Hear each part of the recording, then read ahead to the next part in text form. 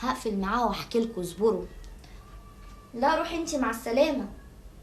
لا اعمل شويه كشري اكلهم انا والعيال بالدنيا وشقتي ايش. اختي بتقولي يلا بينا نلبس ونروح عند حد من قرايبنا.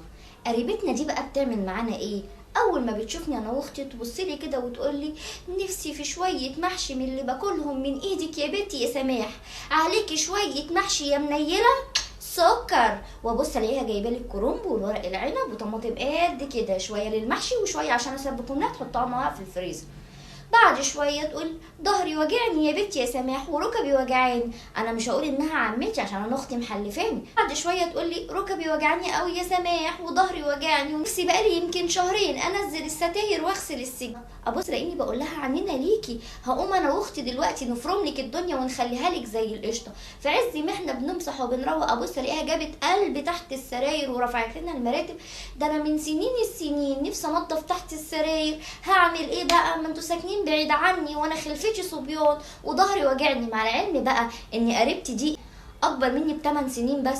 ابص الاقي نفسنا رفعنا تحت السراير ومسحنا تحتيها ونزلنا الستاير وغسلنا السجاد وغسلنا على الغساله العاديه وغسلنا على الغساله الاوتوماتيك وعملنا حلل المحشي.